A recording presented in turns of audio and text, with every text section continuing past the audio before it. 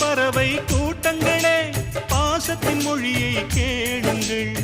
அண்ணன் என்ற சொந்தமே அன்னையானதை பாருங்கள்.